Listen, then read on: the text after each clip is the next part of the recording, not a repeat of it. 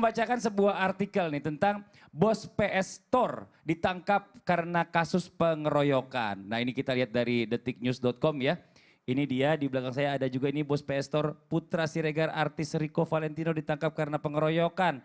Nah ini pengusaha milik gerai ponsel PSI One ya, PSI One Putra Siregar ini dan artis Rico Valentino ini ditangkap polisi karena keduanya ini melakukan pengeroyokan nih ya dengan kepada warga berinisial N. Ya ini udah diproses katanya. Tapi ya begitulah intinya ya jamaah ya.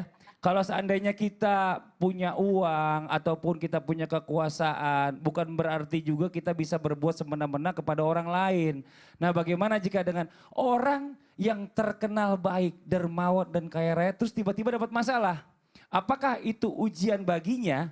Karena kita bicara masalah amal sebelumnya itu bagaimana? Bagus atau enggak jadinya nih? Nah coba kita minta penjelasannya dari guru kita nih ya. Siapa nih mau bahas Ustaz Syam ya? Baik, Masya Allah anak bismillahirrahmanirrahim. muda kayaknya jangan-jangan kenal juga nih.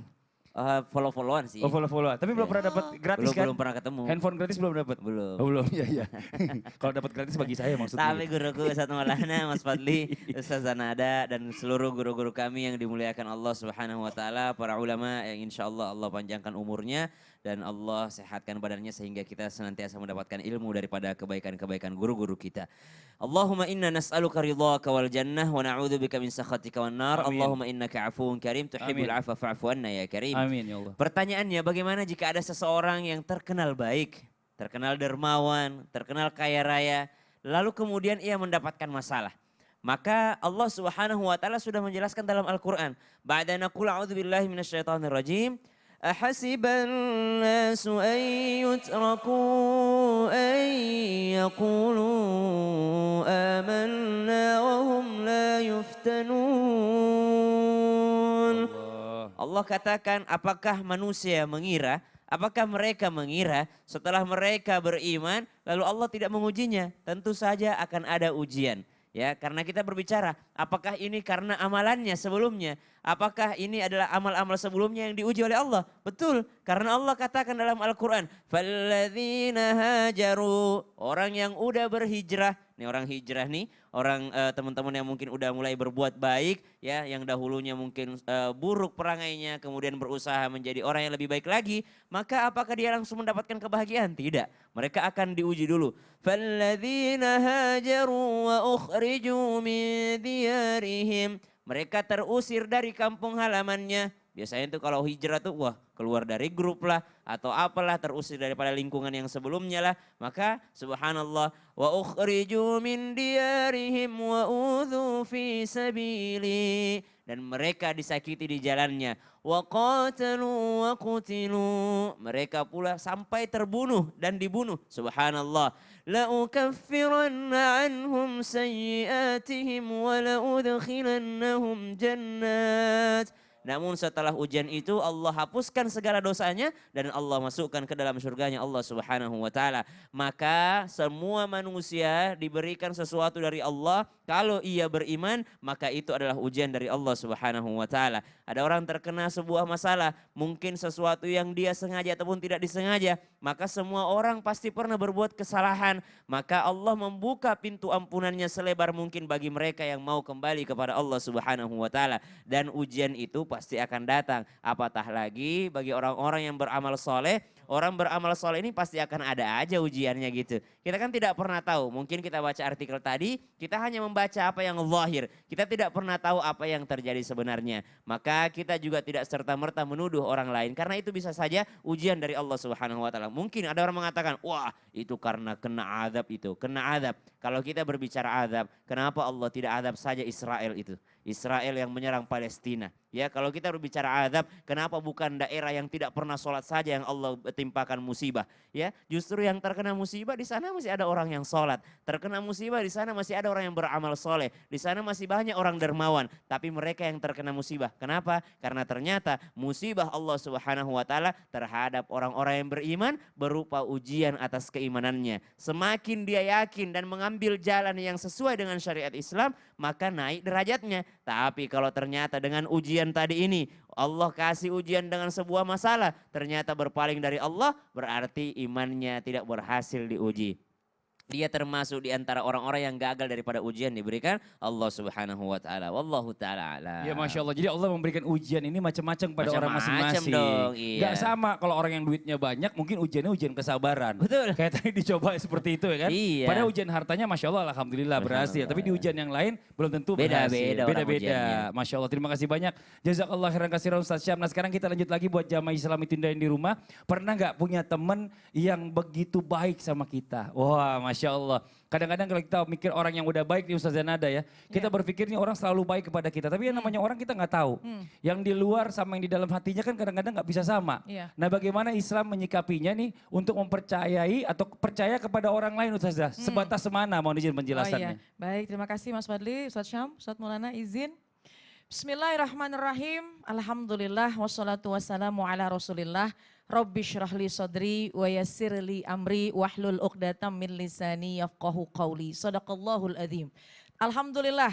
Selamat menjalankan ibadah puasa. Mudah-mudahan puasa kita semua diterima oleh Allah Amin, Subhanahu wa amin, taala. ya Allah, amin. Di sisa hari-hari ini kita bisa meningkatkan amal ibadah. Insya Allah menuju hari kemenangan. Ya ada sedihnya, ada senangnya. Tapi yang paling penting adalah di bulan Ramadan ini tingkatkan yang namanya hablu minallah dan hablu minannas. Hablu minallah yaitu berkaitan dengan hubungan kepada Allah ibadah. Dan hablu minannas berkaitan dengan hubungan kepada manusia. Di antaranya bagaimana ketika kita berinteraksi, bagaimana ketika kita bersosialisasi, bagaimana ketika kita memiliki teman yang ketika kita lihat teman kita kok baiknya luar biasa. Ya, nah yang harus didahulukan adalah sifat husnuzon. Dan ini diajarkan dalam Islam bahwasannya kita ini harus memiliki sifat yang sangat mulia yaitu sifat husnuzon. Sifat apa itu namanya husnuzon? Yaitu sifat yang baik sangka. Jadi seperti tadi sudah disampaikan oleh Ustadz Syam bahwasannya kita nggak tahu orang lain, kita tidak bisa menyelami hatinya, kita tidak bisa mengetahui hatinya. Yang paling penting adalah sekira-kiranya kita melihat orang itu baik, insya Allah dengan memiliki sifat husnuzon, baik sangka kepadanya, insya Allah hati kita pun juga akan baik-baik saja. Dikhawatirkan kalau dia baik, baiknya kok kayaknya kelewatan, kemudian nih di hati kita ada ghil, ada sesuatu yang akhirnya bertanya-tanya, jangan-jangan dia ada maunya. Nah yang husnuzon tadi akhirnya jadi suuzon. Na'udzubillah min zalik. Dan bukankah jelas Allah sudah peringatkan kepada kita. A'udzubillahi minasyaitonirrajim. Ya ayyuhalladzina amanu jtanibu katsiran minadh-dhanni inna ba'dadh-dhanni itsmun. Hati-hati ya, wahai orang-orang yang beriman, jauhi ya yang namanya prasangka-prasangka, khususnya prasangka yang buruk, karena prasangka yang buruk itu akan mendatangkan dosa. Na'udzubillah min dzalik. Lalu apa yang harus kita lakukan? Kalau kita punya teman, punya kerabat, dan bergaul semuanya berbuat baik, husnuzon, dan yang kedua kita selalu mengucap Alhamdulillah. Ya tentunya kan kenikmatan, kebahagiaan kalau kita punya lingkungan yang baik-baik kepada kita. Dan apalagi kalau kita mampu untuk membalasnya, balaslah kebaikan itu. Dan bagaimana ketika tiba-tiba di balik kebaikan itu ada sesuatu, ya serahkanlah kepada Allah. Karena segala sesuatu tidak akan pernah sia-sia. Kebaikannya kepada kita insya Allah akan ternilai mulia. Semua tergantung dengan niat. Ya, innamal a'malu bin niat. Semua amalan tergantung dengan niatnya. Kita bagaimana caranya? Udah fokus aja dengan apa yang mereka lakukan. Fokus saja dengan kebaikan-kebaikannya. Jangan mencoba mencari tahu ada apa. Mencari tahu nih ada apa di balik kebaikannya. Fokuslah kepada kebaikannya. Kalau memang kita bisa membalasnya itu tentu lebih cakep lagi. Itu tentu lebih afdol lagi. Dan yang harus juga kita lakukan, berbuat baik ini jangan juga main hitung-hitungan nih Mas Fadli. Biasanya kita mau berbuat baik kepada dia karena dia berbuat baik kepada kita. Tentunya yang paling istimewa nih di bulan Ramadan, orang baik kepada kita berbuat baik kepadanya, itu adalah hal yang normal dan hal yang semestinya. Tapi ketika misalnya dia sudah berbuat baik kepada kita, ternyata ada sesuatu, ada udang di balik Bakwan. bakwan apa di Bakwan. balik? Kalau bulan puasa akan bakwan Iya, sih daripada Masya batu. Allah ya. Ya. Jadi ada udang di balik bakwan gitu ya. Ternyata ada sesuatu, tetaplah kita husnuzon, barangkali ada sesuatu yang dalam hatinya yang kita tidak paham. Ya jadi Jadi insya Allah dengan kita memiliki sifat husnuzon, insya Allah hidup kita akan baik-baik saja dan fokuslah kepada kebaikannya. Ingat, karena Allah mencatat apa yang kita lakukan kepada orang lain. Dan Allah tidak mencatat apa yang orang lain lakukan kepada kita. Jadi fokuslah selalu berbuat kebaikan, apapun yang orang lain lakukan kepada kita, dia baik kepada kita, balaslah kebaikan. Dan ketika dia mungkin ada kekhilafan sehingga bisa kita maafkan, insya Allah hubungan kita akan baik-baik saja sesama hubungan manusia, insya Allah. Masya Allah, ya jadi begitulah pergaulan gitu ya. Betul. Tapi kita bicara masalah ini, terima kasih banyak Ustazah Nada ya. Masalah lingkungan pertemanan Ustadz Maulana. Lingkungan pertemanan. Nah ini kita bicara masalah lingkungan pertemanan ini sangat mempengaruhi banget dalam hidup kita. Ya walaupun ya, mohon izin sebelumnya kita ini udah bersikap baik, orang tua kita mengajarkan hal-hal yang baik. Pada saat kita bergaul di tempat yang tidak baik dalam tanda kutip, itu kadang-kadang apa ya, karena mungkin kita nggak mau juga kaku-kaku banget, akhirnya ikut-ikutan sama mereka. Nah mungkin ada tips nih buat Ustadz Maulana memberikan kepada jamaah yang ada di rumah untuk memilih teman yang baik dalam sudut pandang Islam. Mohon izin tausiahnya, silakan. Baik, Tafadhol. bismillahirrahmanirrahim. Izin Ustaz dan Ustaz Nada. Bismillahirrahmanirrahim. Assalamualaikum warahmatullahi wabarakatuh. Waalaikumsalam warahmatullahi wabarakatuh. Jamaah. Yeay. Oh jamaah. Yeay. Alhamdulillah. Alhamdulillahirrabbilalamin. Allahumma salli ala sayyidina Muhammad wa ala sayyidina Muhammad. 17 Ramadan hari ini. Masya Allah, semalam nuzulul Quran. Semoga kita mendapatkan keberkahan dan Amin. menanti malam-malam datangnya Lailatul Qadar. Amin. Dan satu hal, yang namanya pertemanan, hati-hati. Salah memilih teman bisa jadi bahaya. Di zaman Rasulullah ada orang yang tidak mau masuk Islam. Sebenarnya dia mau masuk Islam, tapi temannya tidak mau. Jadi sampai dia tidak mau masuk Islam gara-gara temannya tidak mau masuk Islam. Kasihan kan, mengorbankan dirinya, agamanya, akhiratnya demi pertemanan. Hati-hati. Makanya dalam memilih teman kita harus hati-hati. Bahkan Sayyidina Umar bin Khattab menghukum seorang temannya karena temannya berbuat dosa, dia diam-diam aja. Kata Umar bin Khattab, kamu lebih dulu yang saya hukum. Kenapa? Karena kamu yang sadar, kenapa tidak ingatkan. Maka pertemanan itu sangat berbahaya. Yang pertama, carilah teman yang taat ibadahnya. Kenapa? Kadang ada teman yang taat ibadahnya, otomatis kita akan diajak. Otomatis kita akan diingatkan. Itulah hebatnya pertemanan. Pertemanan yang sampai insya Allah akan ke akhirat. Karena nanti dari kemudian kita juga akan bertemu dengan teman-teman kita. Ya, carilah teman-teman. Jadi dengan siapa dia berteman. Pernah suatu ketika kami di satu acara sama guru kami, Allah yarham. Pendiri pondok pesantren An-Nahda, kita sama-sama. Masya Allah, tabarakallah. Langsung saya dicolek. Nur. Apa? Coba lihat. Mereka itu semua berjalan sesuai koloninya, semua pertemanannya. Anak-anak kecil, coba lihat, dia cari ya teman-temannya. Nah, yang kedua, mohon maaf, kita lanjut saja. Yang kedua, mau tahu? Yakni carilah teman yang jujur. Karena apa? Teman itu kadangkala kita mohon maaf, minta informasi darinya. Tiba-tiba informasinya adalah berita hoax. Iya, ini benar. kita juga yang kena. Jadi carilah teman-teman yang jujur. Yang ketiga, carilah teman yang amanah. Kadangkala kita mau menitipkan sesuatu sama beliau atau menitipkan sesuatu yang sangat berharga. Kalau teman kita, mohon maaf, tidak bisa dipercaya, kasihan, bisa merusak segala-galanya. Dan namanya amanah. Kemudian carilah teman yang mengarah kepada Allah. Yang mengarah kepada Allah sehingga kita akan menjadi teman sedunia, sesurga, seakhirat. Insya Allah kita akan bersama-sama. Karena ada teman. Karena teman yang dimaksud sini orang yang betul-betul dekat. Apalagi jangan cari teman yang memutus silaturahmi. Tapi carilah teman yang senantiasa menghubungkan silaturahmi. Kenapa? Karena pertemanan itu kadangkala membuat kita jadi apa? Jadi baik. Jadi apa? Jadi sesuatu yang menyenangkan. Jangan cari teman yang menyebabkan kita apa? Putus silaturahmi, menggunting dalam lipatan, apalagi menipu kita. Karena ada juga memang tujuannya lain dari yang lain. Karena makanya kalau kita berteman dengan orang yang buruk, kau akan jadi buruk. Ah enggak, aku bisa. Minimal engkau makan hasil keburukannya. Auzubillah min Nah, dzalik. jadi hati-hati. Makanya Iya. kadang-kala mohon maaf, saya mau sampaikan hadis ini kan cuma tidak enak kan. Yang penting jangan bersangka. Karena kadang-kala orang bertemu dengan penjual minyak wangi akan dapat harumnya. Minimal dapat gratisannya ya. Oh iya benar, benar, benar, benar. Tapi kalau orang yang bergaul sama orang yang suka terlambat gimana Ustadz? Oh, Akan harus terlambat juga diingatkan. berarti ya. Atau kita yang mengingatkan. Harus diingatkan Iya, lah. iya, iya, iya. Masya Allah, terima kasih banyak Ustadz Maulana atas penjelasannya. Nah sekarang kita lanjut lagi nih jamaah Islam Mitinda yang ada di rumah. Ini Masya Allah ya. Ini kalau kita bicara masalah tentang Islam, ini Allah selalu mengajarkan kita itu selalu bersabar.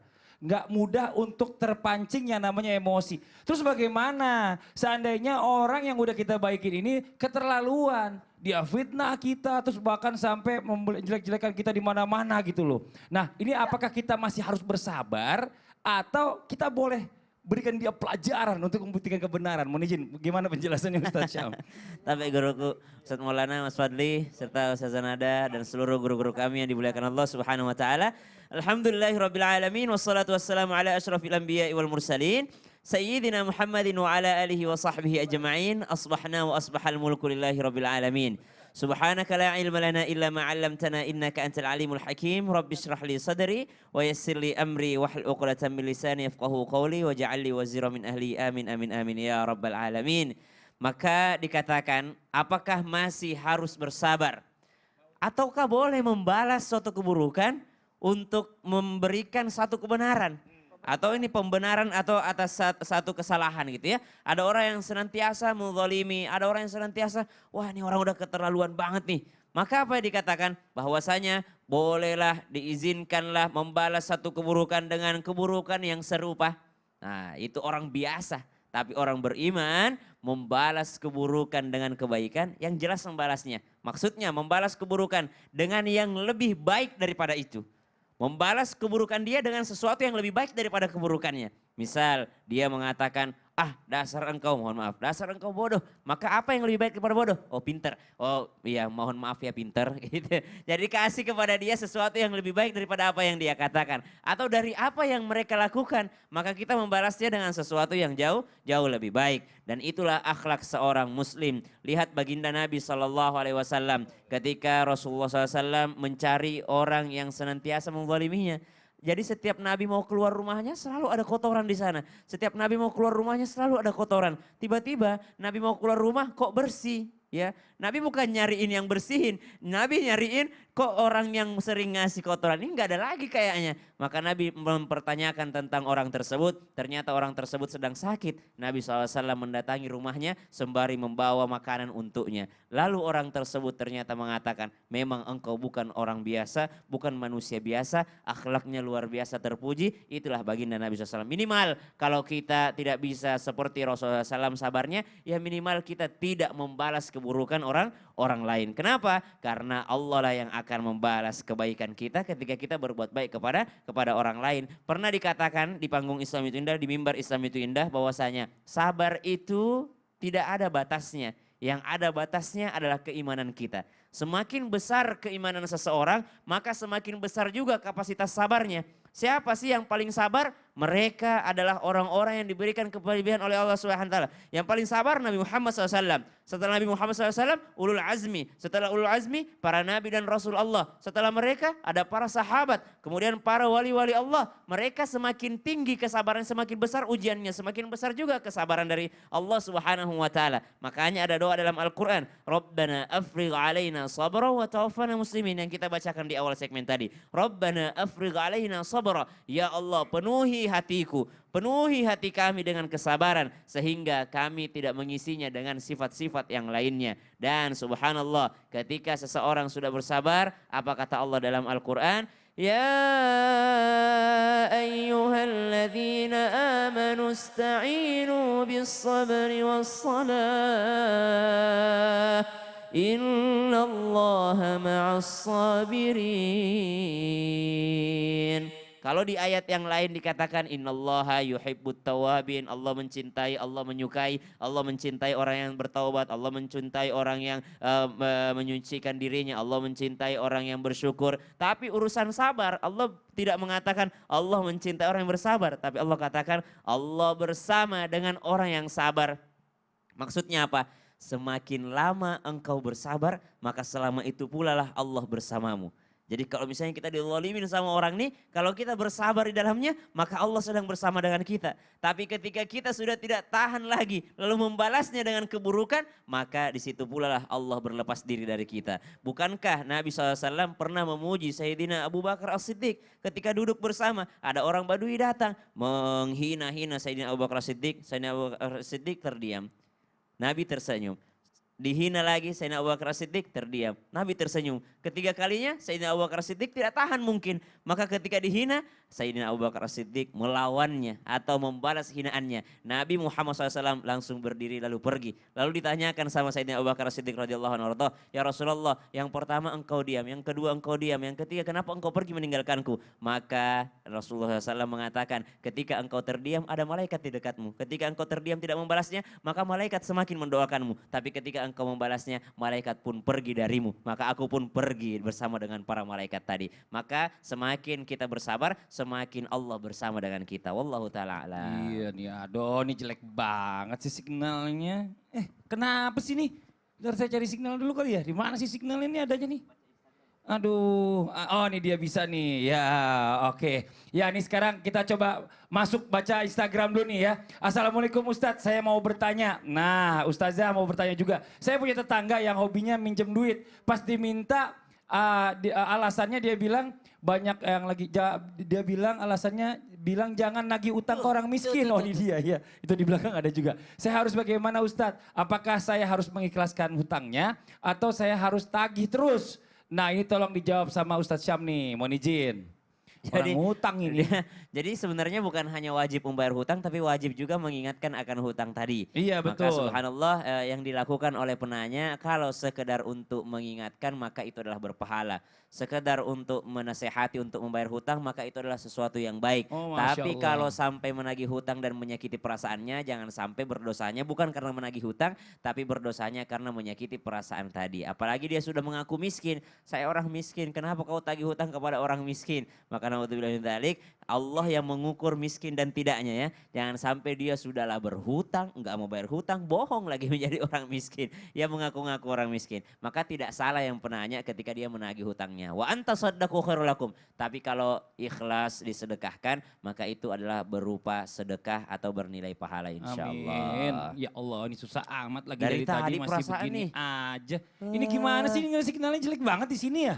Gimana saya harus kemana ke sana dulu kali ya? Dari Ini tadi saya mau ya bacain Allah, pertanyaan asik- jamaah juga asik ini. sendiri. Ini Kenapa signalnya jelek.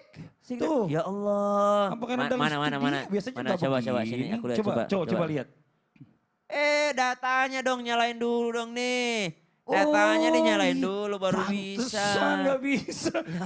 Maaf Ustaz Syam, maaf jamaah saya hilaf. Pantesan. Ya, yang di rumah jangan kemana-mana. Ini udah vlog nih, bisa bacain komentar dari Iya jamaah juga ya. dong. Tetap di Islamitinda jamaah. Oh jamaah, Alhamdulillah. Ini belum dinyalain ya Nyalain tadi. dulu. Oh, pantes.